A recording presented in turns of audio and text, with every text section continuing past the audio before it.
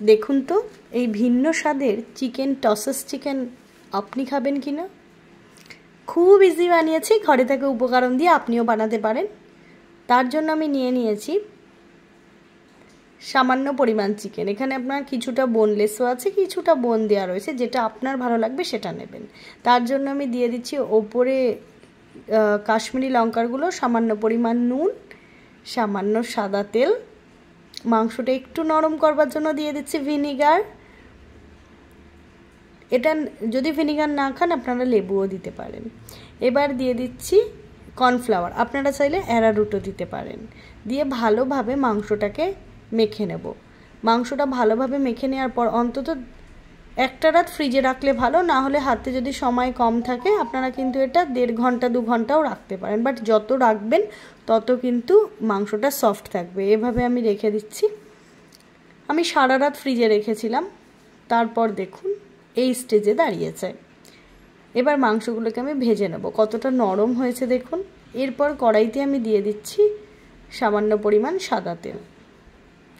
সাদা তেলটা গরম হয়ে গেলে আমি মাংসগুলোকে এক একটা করে দিয়ে ভেজে নিচ্ছি। দেখবেন যাতে গায়ে না লেগে যায়,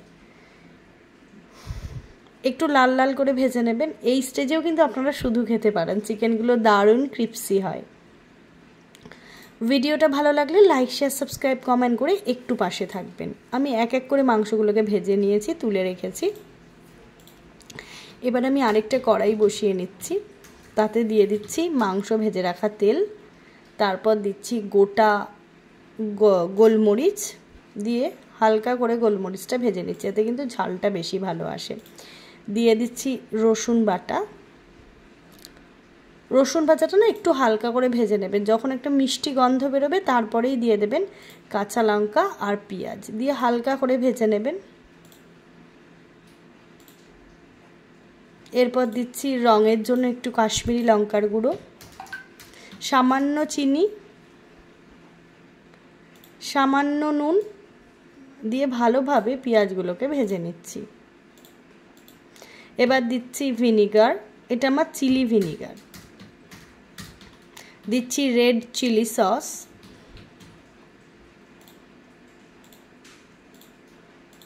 তারপর দিচ্ছি গ্রিন চিলি সস, আর দিচ্ছি সামান্য পরিমাণ সয়া সস, এতে কালারটা কিন্তু ভীষণ ভালো আসে। তারপর দিচ্ছি গার্লিক চিলি সস, এটা অপশনাল, আপনি দিতেও পারেন নাও পারেন। দিয়ে ভালোভাবে সসের সাথে পেঁয়াজগুলোকে একটু ভেজে নিচ্ছি একদম হালকা করে। এবার দিয়ে দিচ্ছি শেজওয়ান চাটনি, এটা কিন্তু মাস্ট, আপনাকে দিতেই হবে। দিয়ে ভালোভাবে আরেকবার নেড়ে নিচ্ছি। এবার দিয়ে দিচ্ছি সামান্য পরিমাণ মৌরি, এতে গন্ধটা কিন্তু ভীষণ ভালো আসে। যখন চিকেনটা খাবেন একটা একটা মৌরি পড়বে, বেশ ভালো লাগবে। এবার দিয়ে দিচ্ছি ভেজে রাখা চিকেন, দিয়ে ভালোভাবে মাংসের সঙ্গে এই গ্রেভিটাকে মাখিয়ে নেব। এই স্টেজে চাইলে আপনারা সামান্য একটু জল দিতে পারেন। এই দেখুন কি দারুণ দেখতে লাগছে না? একদম রেডি। যদি আপনাদের ভিডিওটা ভালো লাগে লাইক শেয়ার সাবস্ক্রাইব করতে একদম ভুলবেন না। এটা কিন্তু ফ্রাইড রাইস চাউমিন বা রুটির সঙ্গেও আপনারা রাতে বানিয়ে খেতে পারেন, খেতে কিন্তু অসাধারণ লাগে। আপনারাও বাড়িতে বানাবেন, বানিয়ে খাবেন, খেয়ে কিন্তু আমাকে অবশ্যই কমেন্ট করে জানাবেন কেমন হয়েছে।